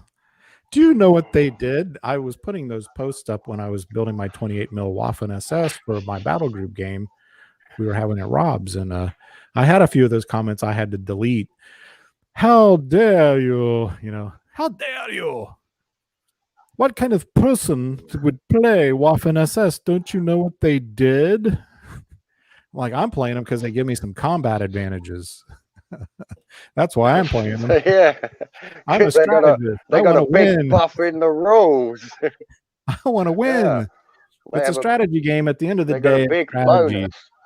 Yes, it's strategy. And like we talked about with Black Seas, that's one of the fascinating things about the hobby is learning the strategies.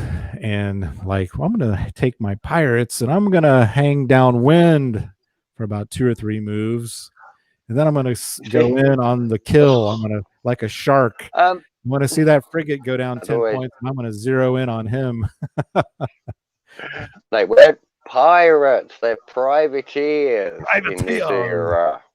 You had a piece of paper that allowed you to be a pirate. Yes.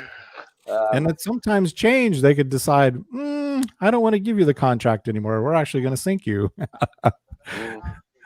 If you weren't paying them enough or giving them enough of your cut. Plenty of privateers got backstabbed by the government. Sailing to port thinking you're safe, only to have your ship seized. And that's why when we do our Caribbean cruises, well, hopefully we'll get to do them again sometime, but that's what some of these islands, man, we were down there and it was all, back in the day, we're all controlled by pirates, privateers. The one that comes to mind is Haiti. Cuba. There was some, well, even New Orleans, New Orleans here in the States. That was riddled with privateers and nasty sort. And I just love that stuff. When we go to those areas, some of those original buildings are still on these islands, and you can just smell the history. And so I'm wondering, so I'm going to take one of my third rates. I think that'll be my biggest pirate, my biggest privateer ship. But I think I'm going to concentrate on the tactic, because I think as we do games in the future here, I'm going to be more of the privateer guy. And I want to really work that whole strategy of a faster, more maneuverable ship and see how I can take out some of these bigger ships using that tactic. And I thought maybe we'll do a house rule for the brigs and give them a little bit more speed, right? So that we can play that aspect. And then, it's your game. Make house rules that make it play the way you want. Right. It kind of makes it more historically accurate. House rules to make it play. Yep. Making the little adjustments. All right. Well, we're hitting the 5 o'clock mark. I hope everyone that's watched the show enjoyed it on the replay, again, please get on over to our Discord group. You'll find the links below my videos. I will post the link. Only Discord members can join in on the podcasts. I want to thank really my main guest today is John Eagles from the UK. Thank you so much for your input. It's much appreciated, your loyalty over all these years to my channel, to the group, and the camaraderie we've shared is much appreciated, and it will not be forgotten. So I want to thank you, and you're welcome. Look It's forward to good to being be back here. again. And even if in the group, John, you have any ideas on future podcasts and topics, please share them. I'm happy to get tips so we can make it enjoyable for everyone, and we can keep building the community. No fights as of yet, no reports as of yet. Yeah. I have found this though, John, is coming from Facebook, is this. It is, I feel that, or I find that the Discord group, there's more guys contributing, and I get a sense that these guys in this group are more serious gamers. They are really more looking to develop their appreciation of the hobby and looking to get ideas from other guys on what kinds of things they can do, and not a lot of fly by night where they just really never contribute or comment. Or I feel like this is, even with, we're at about 20 members, it's a smaller group, but it's a stronger group, I think. And so I'm really appreciative of that.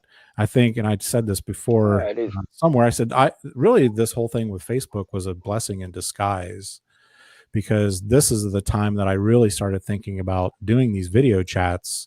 And like I said last time, bringing you guys out of the shadows.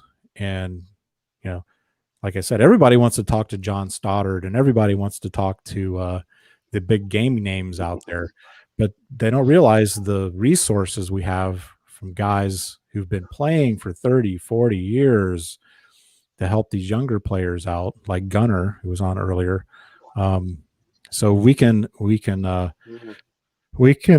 the younger guys, because our old football coach here in Columbus, Ohio, Woody Hayes, always said, right, you can't pay it back, but you can pay it forward, right? So we want to sow the seeds so the kids coming up, getting into the hobby, like Andrew in the group, we can encourage them and help them and guide them some, and tell them, don't spend too much money on all these kits. You're still a young lad. You have other things to pay for. But hey, over time, build that collection on up, and enjoy yourself in the hobby, in a very, very rich hobby. So again, thanks again, John. I'll look forward to our next chat. It'll either be next Saturday or Sunday, same time, same bat channel, 3 p.m. I'll make an announcement, and I want you to get on again, because this has been a hoot. Definitely. It would be my pleasure. I've loved it. Thanks again. And it's been one of the things I love most is sitting around talking about my hobby. Yes, because there's enough, look, there's enough nonsense that goes on, that this is something that we can put all of that aside and really focus on history and, strategy. Yep. All right, thanks, man. I'll see you next time. Ships. Yes. I'll see you later, everybody. Ciao. Indeed.